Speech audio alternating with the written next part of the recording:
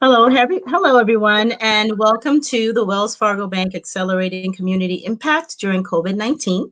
I am Kathy Christian, your moderator for this session.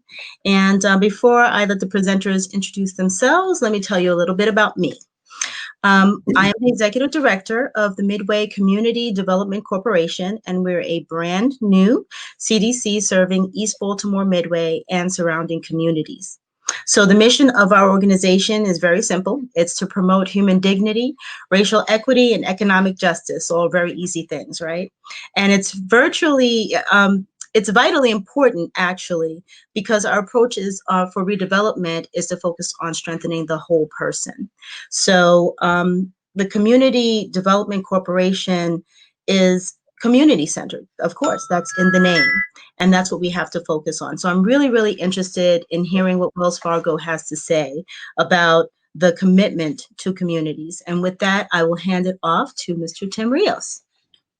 Kathy, thank you so very much. It's a pleasure to be with everyone this morning. It's where I am. I'm in Fresno, California, and it's a chilly morning. And I'm joining you today, hoping that you and your families are doing well and safe and healthy, because I know there's so much happening right now in our communities.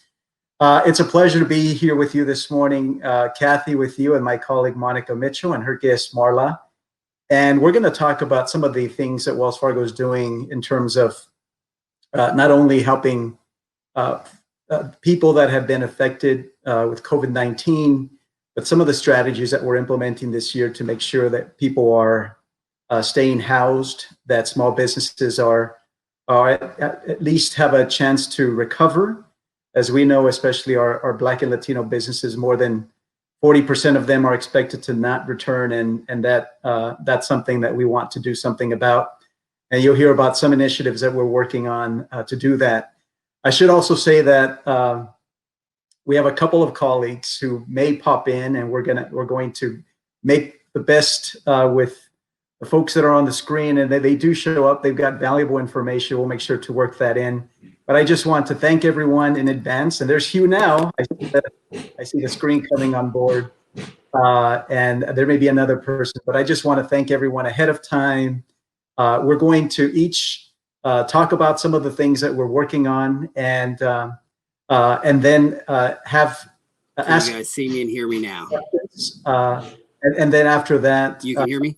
Certainly take questions. We can hear you loud and clear. After that, we'll take questions if there are any in the chat. So by all means. So let's do some quick introductions, and maybe Monica, if you'd like to go next, and then Hugh, and then we will start our presentations. Great. So good afternoon, everyone. My name is Monica Mitchell. I serve on our social impact and sustainability team in Maryland and Washington, D.C. And I help serve on a team that leads our work focused on many of the things that you'll hear today: small business growth, financial health, as well as housing, as well as housing affordability. Hugh, I'll kick it over to you.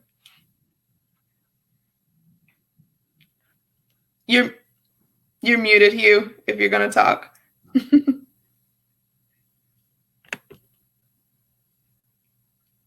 All right. Well, we'll let Marla introduce herself. Okay. I think Hugh might be unmuted now. Try Hugh. Okay. Okay. I'm unmuted now. Oh my God. You look great, Hugh. Thank you. Go ahead. If you want to introduce yourself before I start with the slides, by all means. Oh my gosh. Okay. I'm sorry. I didn't realize we were on live. Hi, Hugh Rowden with Wells Fargo, and I lead a group called Engagement Initiatives and Outreach. And so my work really aligns with helping people stay housed, and then, a variety of other things that tie into home mortgage. So happy to be here today, and I'm happy I finally got through all of the technical issues I was just experiencing. So. All right. And Marla, did you want to say a few words before we get started? Sure. I'll just introduce myself quickly because I'll go into more detail about what my organization does when Monica and I come on. But my name is Marla Bolanek. I'm the Executive Director and CEO of the Latino Economic Development Center, based in Washington, D.C., but serving the D.C. metropolitan area and Baltimore City metropolitan areas, as well as Puerto Rico. All right. Thank you, Marla. Okay. Well, prime time. Okay. So I'm going to go through some slides, and I'm really excited to share some of this morning. I'll tell you that I've been with Wells Fargo for 23 years, and I've seen this company go through a lot. And what my colleagues and this company has been able to accomplish in 2020 is nothing short of remarkable. And I just want to talk about some of that this morning. Well, this afternoon for some of you that are on the East Coast and maybe even Central Time. But what you see up on the screen is our 2020 philanthropic strategy. And, in 2019 and even before, we began talking about where Wells Fargo, especially through our philanthropy, can best make a difference in terms of changing the trajectory of people's lives and improving quality of life and whatnot. And so we made a decision to put a lot of our attention into these three areas, which I think a lot of folks would consider natural areas for a bank foundation to be. Housing affordability, the idea of housing and keeping people housed. Financial health, not simply delivering a financial education class for 30 minutes, but really looking at what people need to make good financial decisions. And of course, is there anything as important as small business growth and sustainability? And we could not have seen when we were planning this strategy what we're seeing with COVID-19, but the idea to focus a lot of attention on small business all of a sudden, as we since last March, has made a lot of sense. So let me just talk a little bit about some of the ways that Wells Fargo has been supporting communities since March and even before that, with the onset of COVID-19. And I'm not going to read through each of these, but I will say that back in March, this company made a decision that we're going to invest $175 million directly to support the economic recovery associated with this pandemic. And what was great about that, especially for many of us who work in the field, is that we were given the opportunity to be flexible with our grant making. So instead of trying to be fancy and be prescriptive, a lot of that money was given directly for general operating support, allowing our nonprofit organizations to make decisions, to use that money to keep their doors open, to keep their staffs employed, et cetera. And that was a really, that was a decision that I think was met with a lot of positivity from our nonprofit partners over, that we've been working with over so many years. We expanded free financial counseling and coaching services to reach the most vulnerable populations. And we've been partnering with Feeding America. Before the end of this year, we would have provided more than 82 million meals to private food bank, where we opened up our locations, offices, our parking lots, and our branches to distribute food. And we're right in the thick of our initiative called Many Hearts, One Community, where we are contributing to our Feeding America partner food banks throughout the country. I had a chance to visit one of these, to do one of these check presentations that we're calling Surprise and Delight presentations last week with the Fresno Food Bank here in Central California, and it was such a wonderful event. And lastly, we're helping to keep more than 100,000 renters and homeowners in their homes by supporting nonprofits that are helping people eviction and foreclosure prevention, rental assistance, and financial counseling. So here are just a little more on the in our housing affordability work, some initiatives that we're supporting and that we're involved in that really are making a difference. Our Housing Affordability Breakthrough Challenge, which provided grants to 6 organizations by working with enterprise community partners, try to identify standout and innovations in housing that are helping to house more low and moderate income individuals, addressing structural barriers, working with Living Cities and the Urban Institute, and efforts trying to keep people housed during COVID And also something that we're very excited about, working with our Habitat for Humanity and Rebuilding Together partners, 425 organizations total receiving Wells Fargo support. This is another exciting point that Wells Fargo did participate in the payment protection program, and we made 194,000 loans totaling over $10.5 billion. This is, I think, the exciting part when you look at some of these metrics. 61% of those businesses receive loans for under 25,000, and 84% of those companies had less than 10 employees. So when you talk about organizations that are being supported here in small businesses, the focus on these small businesses was paramount, as opposed to getting to those $10.5 billion with large loans. For example, that was exciting. And we saw a lot of great responses in our local communities from those business owners. I talked about earlier about our work with PPP, and Wells Fargo decided that for the payment protection program that we would donate all of the proceeds, not the net proceeds, the gross proceeds from our payment protection program fee service, or rather services, and that equated to $400 million. And thus the Open for Business Fund was created.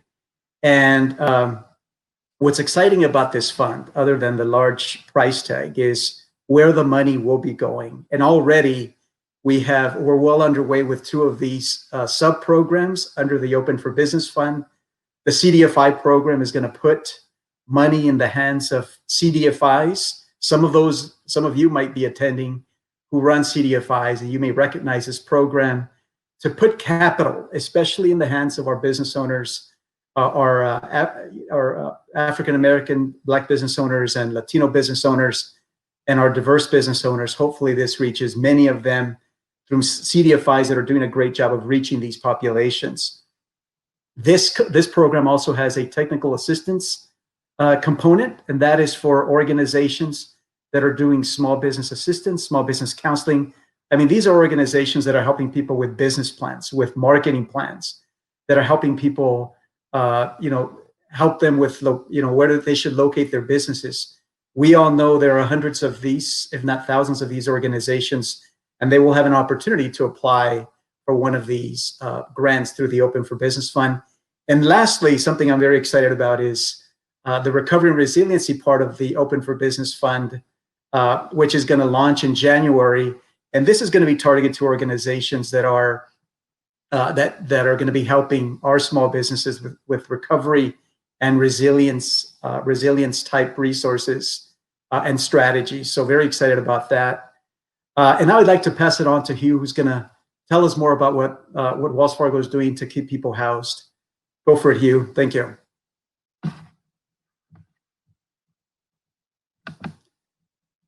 And Hugh, you might be on mute.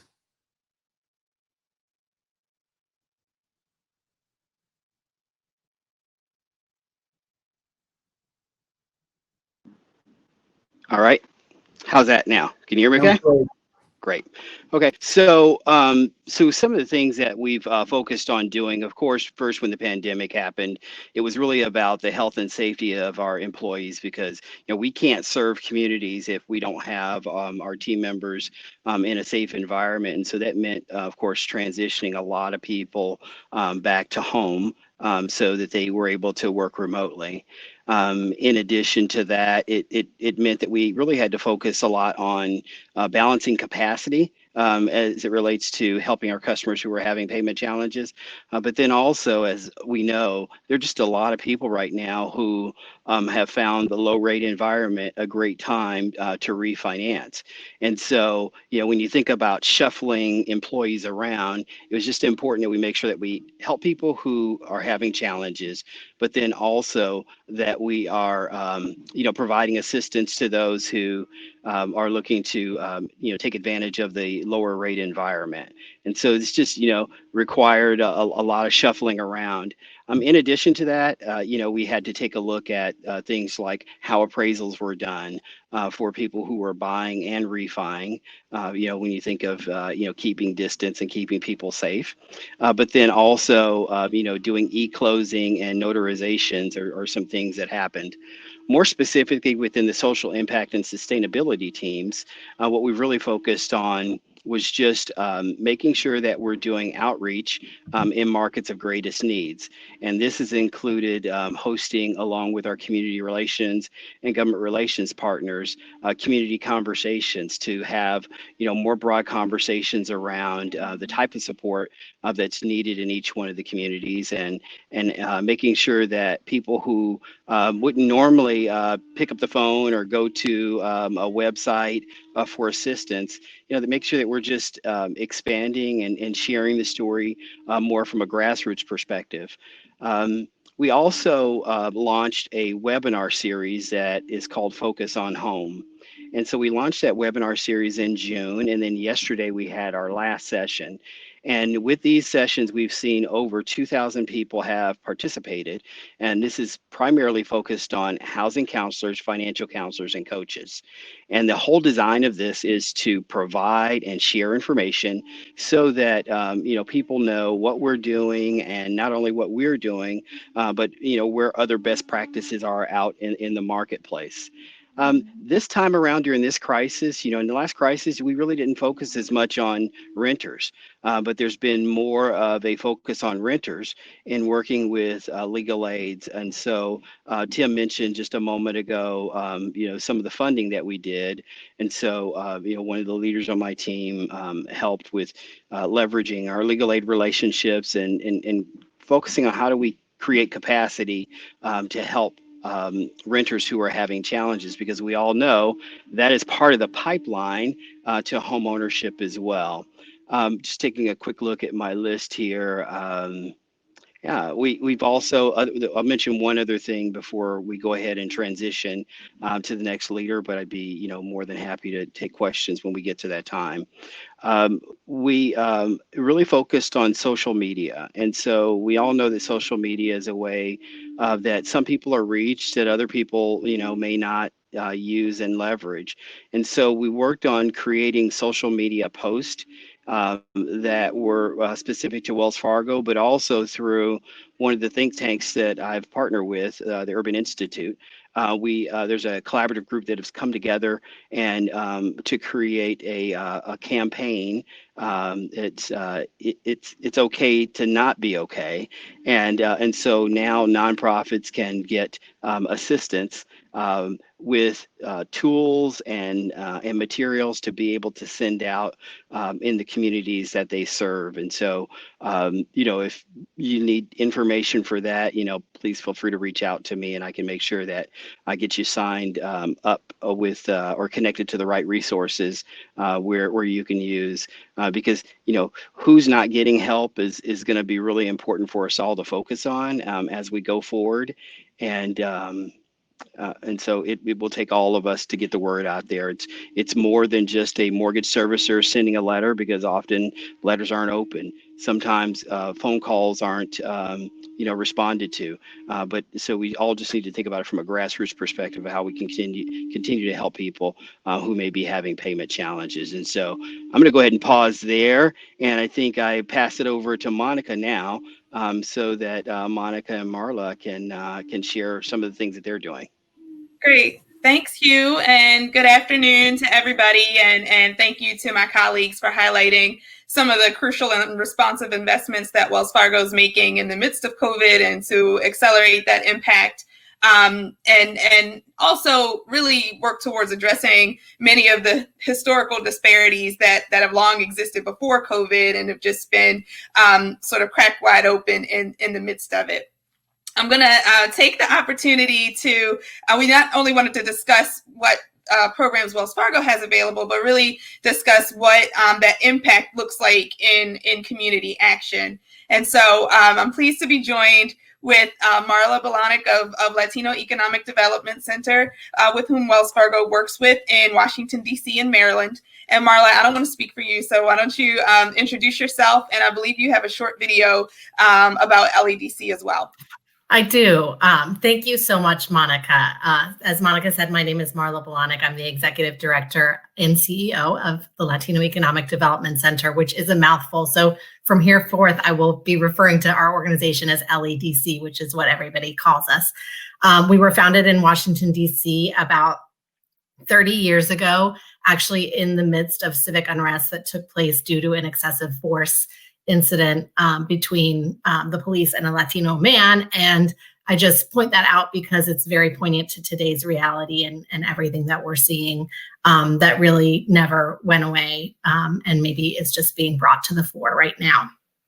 That being said, we were founded in the midst of that in Washington, D.C., but have since expanded also with the help of Wells Fargo to different communities in our region, including in Montgomery County, Maryland, Northern Virginia, Baltimore City, and also in Mayagüez, which is the western side of Puerto Rico. So I just wanted to quickly run through, I could literally spend this entire webinar talking about the support that we've gotten from Wells Fargo, but in preparing for today's discussion, I just kind of made a list of some of the things that you all have supported us with. Of course, most recently with, supporting our communities in light of COVID. Oh, and I should say actually what we do really quickly. So we're a community development financial institution that helps our communities build assets through homeownership and small business development. And actually, Wells Fargo has supported every single program that LEDC is involved in the community. Most recently, as I was saying, with regard to supporting our businesses and residents as a result of the COVID crisis. And but in addition, you've also helped us with our expansion to Baltimore and Puerto Rico. You've helped us with regard to our affordable housing preservation programs. We are a diverse community capital recipient. We have a pending open for business application. So just making a quick plug for that there. We've participated in the LIFT housing initiative, and we're also members of the Where We Live sort of collaborative in Washington, D.C. So we are, so intertwined with Wells Fargo, and we honestly couldn't do what we do without Wells Fargo. I'll also note that indirectly, we were a recipient of funds that were lent to us through NALCAB, which is the National Association of Latino Community Asset Builders, which facilitated our ability to be the only non-bank CDFI in the Washington, D.C. area that gave PPP loans out. So, everything that we do really has the stamp of Wells Fargo on it. And we're so grateful for your partnership, not only the funding partnership, but also the thought partnership. So without further ado, I have a video that I'm going to share that is just about one initiative that LEDC has going on. So we, in 2016, sort of set aside a specific program around supporting small businesses that were at risk. We were seeing a lot of our businesses being threatened, really an existential threat with regard to gentrification, large-scale construction, and other sort of external forces that are outside of their control. Of course, this is extremely relevant today because all of our businesses are under existential threat as a result of COVID and the resulting closures. So I'm going to share this video, and then we'll come back for a Q&A with Monica and myself. And fingers crossed that I remember how to do this. Okay, here we go.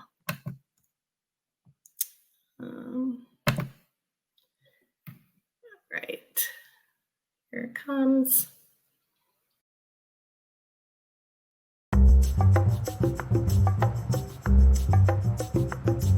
Aló, buenas tardes, Emma de Corecho, ¿en qué le puedo ayudar? Mi trabajo es algo que me da mi dinero para pagar mis gastos, pero no lo hago por el dinero, lo hago por complacer a las personas. Aquella confianza que me tienen cuando vienen a mí y me dicen, nosotros necesitamos una decoración, un vestido que nos puede aconsejar. Entonces, pero sé que tengo que dar algo más de mí. We opened in 1996. Our main goal was to create a space for people to come, just to have a second home. Now there's a lot of things has changed. I worry for small businesses if they're going to be able to survive.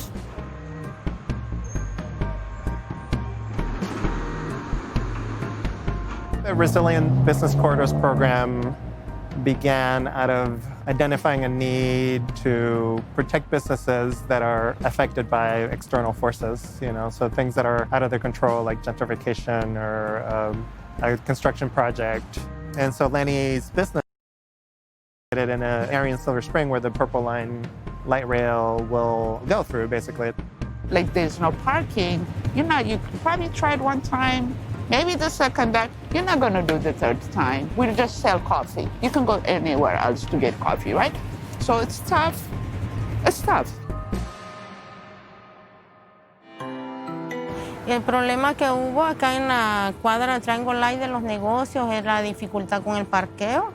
Estaban las calles cerradas, entonces no circulaba muchas personas.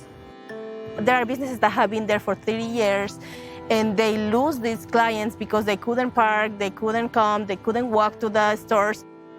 We're helping people who have an asset, in this case, a small business that they've built, and making sure that it's protected and making sure that it doesn't go away because of external forces that are out of the control of the business owner. Hi, I'll be back. Buenas. ¿Qué es? Estos son para usted. Este está en inglés, pero si quiere puedo traer en español. With Sandra, I started a year ago. So we did a business plan, we did a marketing plan. Al final pude hacer la página web. Déjeme ver. Welcome, Mama Decorations. ¿Sabe lo que sería bueno poner aquí? Los paquetes que pusimos de los precios. Si no, todo el mundo va a escribir cuánto cuesta esto, cuánto. Entonces, si ellos ya ven el paquete, va a ser mucho más fácil. We call the individuals that work with businesses coaches, and they very much are that. They're motivators, they're providing guidance. While they have a lot of technical skills, probably what they're most skilled at is building those relationships with the clients and motivating the clients.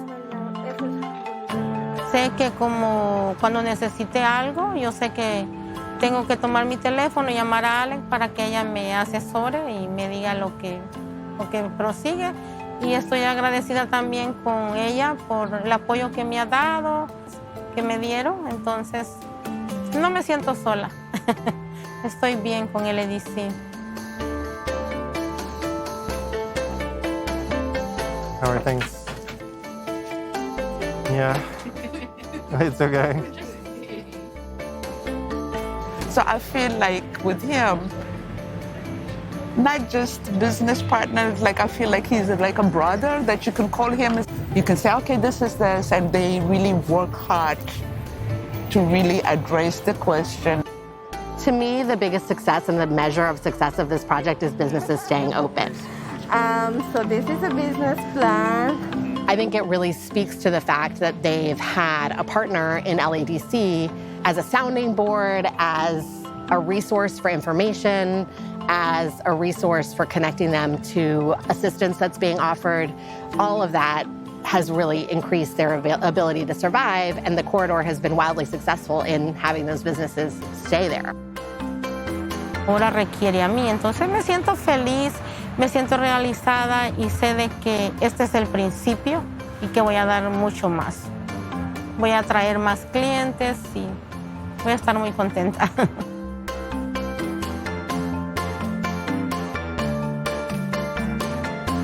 There's no way we would have done it without them at all. And I'm not just saying this just to say it, and I really mean that.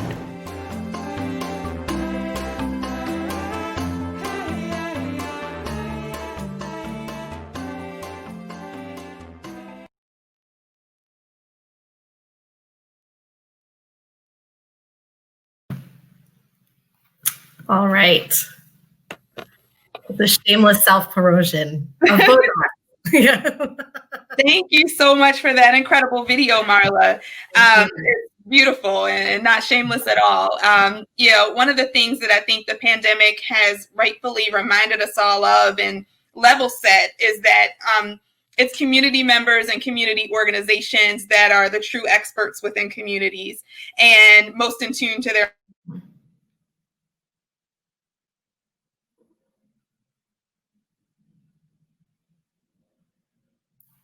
She might have frozen. most pressing needs, which is why, in addition to my colleagues, I guess I'll kick it off with asking you, in the context of the programs that you mentioned, where you and LEDC and Wells Fargo has engagement, and some of the programs that Tim and Hugh has mentioned, why do you think new and accelerated forms of investment on the part of financial institutions is so crucial for communities you serve right now? Well, we're all in crisis mode, and this is kind of a strange environment because it's basically prolonged crisis that it also doesn't have an end in sight anytime soon. And so I think what I have seen, and of course we have a really good frame of reference because we have multiple funders that, support our work, is that Wells Fargo has really been up, out in front and ahead with regard to just providing that unrestricted funding that is so needed at a time like this. And as you said, not to beat a dead horse, but it's so important to trust that the organizations that are on the ground really are the experts in terms of what is needed. Sort of rather than arbitrarily dictating, this needs to be parsed out in this way. And of course, it's, there are guardrails, but, as you saw, like our staff are literally living with our clients, like every day, day in and day out. They know exactly what is going to be helpful for them. And so I just really, as an organization working in communities, appreciate that trust, because sometimes it doesn't necessarily work that way. And it's just very helpful to sort of have a partner that says, here's, funding, and you go run with that, knowing what you know from the ground. Absolutely. And I would imagine that it allows for, the additional flexibility that you need to be nimble and Absolutely. quickly respond. Absolutely. I have to say, I would almost say the P word, which is pivot, which is has to be the most used word in 2020, but I'm going to try to find I'm going to get my thesaurus out and come up with other terms. But yes, it helps us and our clients do that for sure. Absolutely. So, I think the best way to, and this sort of piggybacks on that question, I think the best way to effectively address any problem is actually to engage the people who are affected by said problem and issues. And through that communication, I think on the part of stakeholders, listening and collaboration are key. So how have you all been able to solicit, receive, and implement feedback from your clients in a timely manner in order to deliver those flexible solutions?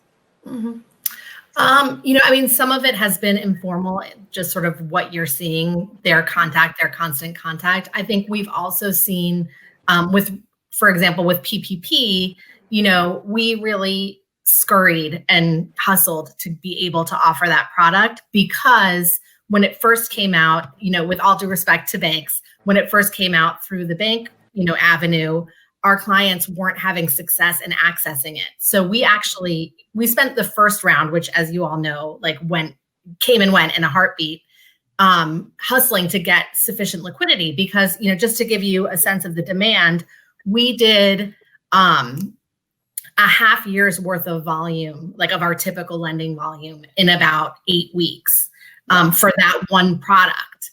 And so, the agility and ability to say, okay, so we took that time, we raised capital to be able to do these loans because we weren't anticipating, half of our loan volume to come in such a short time period. We didn't necessarily have the liquidity to do that kind of a volume of a product. But, they've shown us by beating down our doors what they're interested in and what they need, and we've done a lot of facilitation of other, assistance that's been available. PPP is obviously federal, but all of our local jurisdictions have had programming as well. But, it's also just being out in the community. It's being, our tenant organizers have found the most creative ways to be in human contact with their tenant clients. They've held events outside. They got big megaphones so that they don't have to be close together to hear what our staff are saying. To have their association meetings and whatnot. So I think we have that line of communication always open with our clients, and maybe even to a fault. A lot of our clients have our staff's personal cell phones. I went to one of our staff people's weddings, and half the people there were clients. They just start kind of blurring those lines. But so we do have a close and intimate relationship with our clients to know really where their pain points are.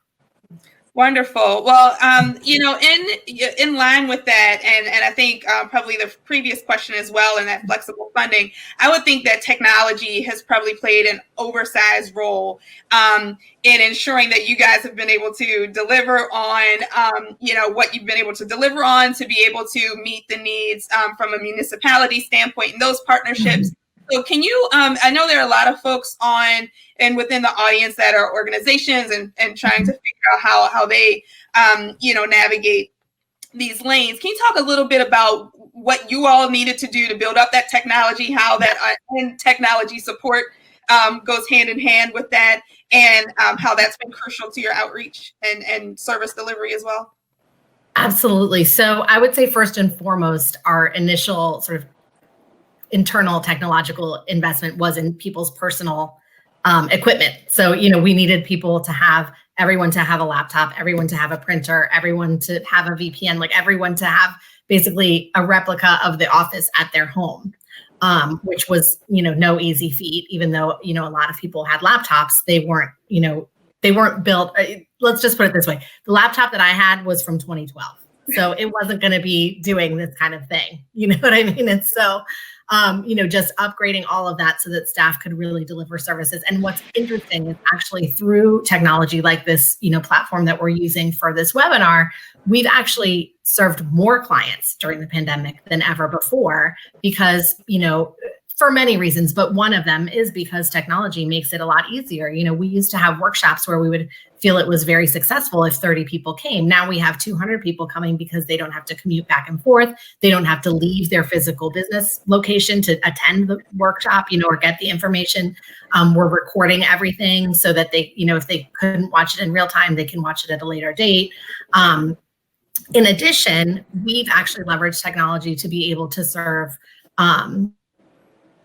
a different purpose. So we were finding that a lot of jurisdictions were asking us to be a pass-through entity because as a CDFI, we do have the availability or the capacity to push through payments to clients. And so the first initiative that we did with that was in partnership with the DC government, and we put out around 1,400 grants to small businesses, which we've never done anything like that before. The first time that we did that, we did it with Excel and email, which you can only imagine, talk about people working around the clock.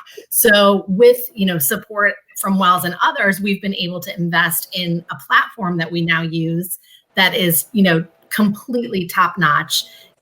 Our funders can literally look in there any time of day, 24 hours a day, and know exactly where we are, how many grants we've deployed, who's received the grant, what are the amounts that have gone out, and we're also on the other end able to communicate to clients when they have missing documentation or anything that's part of sort of their application process. They can log on, they can actually live chat with our staff. I mean, it's really, really, something else. So, if there's a silver lining, it's been, our ability to really invest in these kinds of upgrades that, partially because of necessity, we, hadn't had to do until now. Thank you. And I think that point is so important because what I'm seeing is the connection between, one, the unrestricted funding, allowing you to make those technology investments, which then in turn allow you to deliver to more of your clients in more creative ways, which is that pathway to accelerating community impact. And so really, it sounds like there has to be a level of cross-sector partnerships between private, public, peer organizations, corporations, and more. Have you been seeing more of that, and have you been being heard as you advocate for more of that? Absolutely. We've had some funding relationships come out of this crisis that we had never had before. I can just give an example. We partnered with eBay to do debt relief for our clients. And so we have essentially paid off, several of our clients' loans that were in deferment.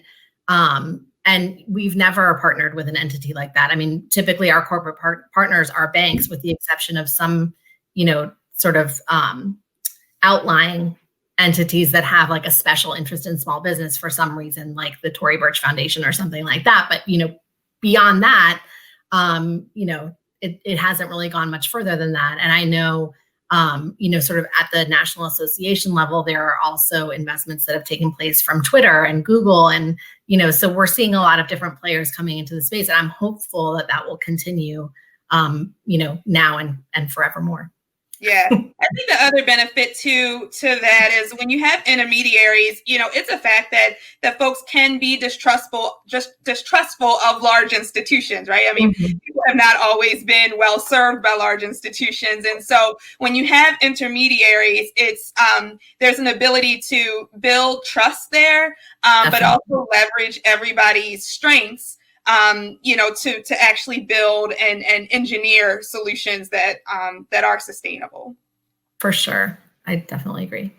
So, as we continue to navigate the pandemic and certainly the aftermath and recovery, what would you like to see more of from financial institutions and large stakeholders to accelerate impact?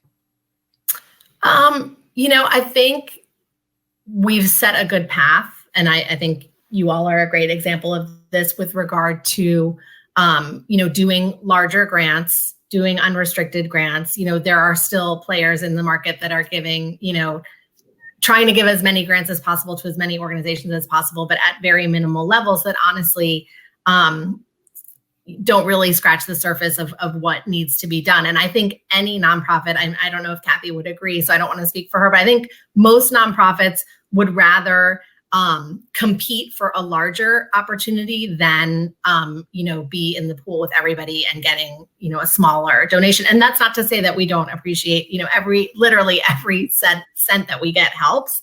But in order for us to have maximum impact, we really need to have, those larger investments behind us. And I'm happy to sit out when we don't get selected in exchange for being selected, other times when we've really been able. In fact, this program that we did, like we got funding to sort of research and look at best practices nationally before we even did any of this. Like we got to do actual R&D for this approach. So, the impact is also goes so far beyond like that initial investment.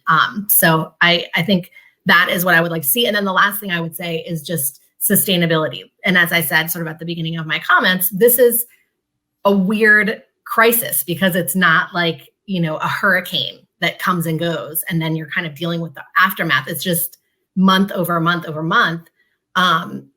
This is not how we normally operate. Like I can't think of one business that we have that like isn't impacted by this, and that is in the whole nation. So, this is just such an unusual situation. And I think a fear that I have, which is not founded up until this point, but a fear that I have is that, the next thing is going to happen. And then this is going to be kind of in people's rear view. And then it's kind of like, okay, now what do we do? Because I actually think some of the worst impacts for our clients are going to be felt in the coming months, particularly on the housing side, because, all of the jurisdictions where we're operating have all kinds of, moratoria in place and other things that are supporting our homeowners and renters. But when that, ends, there's going to be a flood of people needing support. And so I just hope that the support is sustained along with the lifetime of this crisis. Absolutely. I'm sure it will be. Well, thank you so much, Marla. First of all, thank you for being My an incredible partner, to our locally and to LEDC. With that, I will turn it back over to Kathy, and I think she may have some questions for us or from the audience. Well, thank you. And thank you for that. And I do have a question for Marla. because you've done a lot of work on the back end prior to COVID to make sure that businesses, with your consulting, making sure that they're online and they're, in the modern age. So my question about collaboration, because you talked about what is, staying in business, what does that look like? And we may be dealing with COVID for a very long time. I hope not, but we may. So what kind of collaboration have you done on the local and state government level? Because prior to being with the CDC, I was chief of staff for the councilman here in Baltimore City. So we heard a lot of worry and frustration from the business community about being heard and, not, I guess, some kind of inconsistent direction here and there. So I'm just wondering how LEDC kind of helped navigate that with local government. Can you hear me? Mhm. Okay, because I just got like a thing to come across my screen saying that there was a sound challenge, so I got paranoid, but I'm glad that you can hear me. So, well, a couple of ways. So in every jurisdiction where we work, we do have local funding. So that's like the first sort of passive partnership that we have. The program, the woman who was speaking in Spanish, the client who was speaking in Spanish in the video was a business that's located on the Wheaton Triangle. Wheaton is part of Silver Spring, Maryland, which is a suburb of Washington, D.C. And there was a big county construction project that went literally smack dab in the middle of a triangular corridor of businesses, around 100 businesses. And we partnered with local government to basically be the voice for any messaging that they wanted to transmit. And so it goes back to what Monica was saying around trust. Like a lot of business owners, if they have someone coming in and saying like, I'm representing the county or I'm representing the city, they're immediately like, oh my gosh, like, am I going to be inspected or, am I in trouble or is there, and so we really serve that role of being a trusted, neutral partner. And then, and maybe not even that neutral, because we also, gave feedback to the county around what was not working very well. But we kind of played that go-between role. And I feel like that was really, really useful. We also on that project had like a really active monthly meeting, which I know that sounds really silly, but, or just like basic, but, everyone came to the table between like the government, nonprofit, even like the actual developer, like the construction company. And we all, kind of shared what was going on.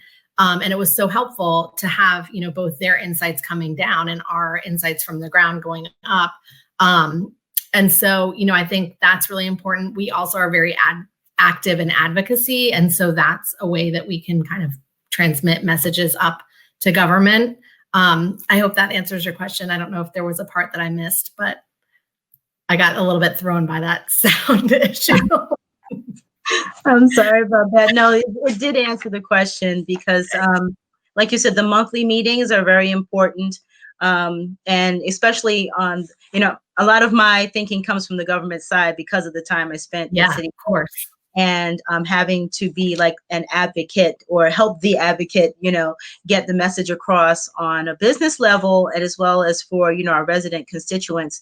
So it is encouraging to know that, the local government had you at the table and just the messaging to the small businesses that they're being heard and teaching, our politicians about what needs to happen and what staying open looks like. We know it's not the literal open. We don't want to make people sick or expose them unnecessarily, but definitely helping the businesses stay afloat. That's very important. So I want to thank you for that. I do want to ask Hugh a question about staying housed and some of the initiatives that you have going on there. I did put into the chat that Baltimore City recently passed some legislation to help. It's a right to counsel legislation. So for folks who are in danger of losing their home, they now have the ability to have legal representation in court, and in rent court. So they no longer are at that significant disadvantage where the property owner can come in and represent him or herself, or they can pay for their attorney, and the unfortunate renter just has their, themselves in the courtroom, or maybe 5 or 10 minutes prior to going in, you have someone legal aid advise you. So how are you all working? You mentioned working partnerships with legal aid. How is that working, and how do you get that message across to people who would need those help? Yeah, so this is something new that we've tried. We didn't do this in the last crisis, but in this crisis, what we saw was there was an opportunity to work with legal aids who we had established relationships with throughout the last housing crisis. And as we talked to them and listened to what their needs are and what their clients' needs were, the one thing that we knew that we could do was let's find a couple markets to pilot and help them expand capacity. And so I sit in Atlanta, is where my home base is, although I cover work all over the country. We worked with Atlanta Legal Aid, and they were one of the people that we did a lot of listening to and understanding the customer's needs and their needs. And the one thing that we know is that as a lender, we have different parts of the bank that are, have multifamily homes that they're financing and have, but we need to make sure that we're doing the right thing in the community and helping with some of the most pressing issues. And so that's why, as a pilot, what we did was we focused on expanding capacity. And so what a lot of the legal aids are doing is that they're hiring another attorney that could take on additional work. And so that's the way we've approached it. We recognize that it's a huge problem. And I know that we have community relations team members all over the country that are, looking at their COVID-related support and doing different things to help renters also. But that's just one specific way that we really thought about and how we built the program that we did. And Kathy, just to piggyback on what you mentioned, Baltimore City was actually one of the other recipients of that support, and partnering with Pro Bono Resource Center of Maryland. They've been provided by Wells Fargo with a 2-year grant to support legal advocacy and services specific to their Baltimore City eviction defense project. And so just to reiterate what Hugh said, really looking at these municipalities that were facing, tenants were facing dire circumstances, and recognizing that eviction prevention is another form of housing affordability, right? If you can keep people housed, it's much cheaper, much more affordable than having all these folks have to find new places to live. Helped my son move recently, and the moving expenses for a child with no relatively small amount of belongings was still expensive. When you think about what you have to do with relocating a family, and then all of the stress and trauma that and school and everything else that goes along with that. And I recently heard somebody say that we know there are disparities in evictions and things like that happen when you disaggregate that data down to race and gender. And I recently heard a peer say that eviction is to Black women what incarceration has been to Black men. And and that really struck a chord with me, because when you do disaggregate the data across municipalities, that's exactly what you see, is that Black and brown families, and in particular, even driving further down to gender, Black and brown women and head of households are disparately impacted when evictions happen. So that's why it was just so critical that that Wells Fargo look beyond housing, home ownership to also rental protection as well. Thank you for that, Monica. And that's very important. Where I am in East Baltimore Midway, or the community that we focus on, there's a great need for a lot of protections. And Tim, you had mentioned the food bank and some of the things that Wells Fargo was doing to contribute towards the feeding effort. The councilman, I'm part of the 12th district. So the councilman there is put together a food equity collaborative with community members. So your local grassroots folks getting together, using some of the, the reports, the information, and the expertise of the folks getting together with the city to see, okay, here we want to hear directly from you. What is the problem? How can we help? Getting food to people alone wasn't doing it in some cases. There are folks who didn't even have a pot to cook in. They had issues with utilities, things of that nature. I'm just wondering, in terms of the feeding effort, what is the long-term plan for Wells Fargo? Can you speak to that at all about assisting in that feeding effort? Yeah, thanks, Kathy. Well, first, I think it's important to mention that, we have had some very targeted efforts in the last couple of years to help the food banks get more food. And I mentioned earlier that before the end of the year, we're going to provide 82 million meals to families and individuals throughout the country. I think it's also important to mention that this is not one of the things that I appreciate most about our company is that a lot of these efforts are not overnight efforts. That we have a pronounced program for food insecurity. We've been supporting the food bank that we're a part of here where I live for as long as I've been with the company, for 23 years.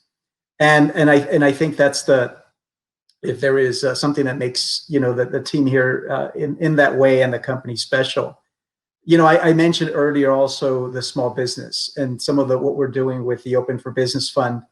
But more than 5 years ago, we started the Diverse Community Capital, which was an effort to provide low interest lending to CDFIs, organizations like yours, Marla, and also organizations that are lending to people of color, business owners of color, et cetera. So I think to answer your question more broadly, these initiatives, Kathy, are long-term, and they've been around with us for many, many years, and they're very localized. And when you talk about providing grants and support for over 200 Feeding America organizations, that's a lot of cities. That's a lot of food banks. And one of the things that I was most encouraged by with the distribution that was done here in my area was that it came after the Creek Fire, which burned hundreds of thousands of acres. And that morning that we showed up, there were 18,000 pounds of food going to a little town of less than 1,000 people where nobody else goes to. And they were expected to reach 250 families there. So, these are food banks that are serving not just large metropolitan areas, but really reaching out to communities that a lot of people have forgotten. Well, Wells Fargo hasn't forgotten. And that's what makes these efforts so special. Thank you for that, Tim. I just want to add, Kathy, I saw she may be hanging on for a question to be addressed. There's a woman, Reva Murphy. I see her question in the chat, and I want to let her know that I've taken note of that. And after this call, I will give her a call and make sure that she has the right connection to someone here on the West Coast that can help her out. Okay, thank you. Good. There's someone who did make a comment about housing providers or landlords in Kansas City and the need to, we can't just focus or rely on eviction or representation once you get to court, because that's just delaying the inevitable. We have to work on keeping people in their homes. And they're focused particularly on Black women and families. So they want to leave them out of the ownership and wealth building equation. And I totally agree with that, because even though my CDC is brand new, I have a particular affinity for women and Black women in the community, because when I look at the numbers and the demographic, it is the women, young Black women especially, that's carrying the load, minding their children, trying to take care of their education, trying to pursue their own dreams.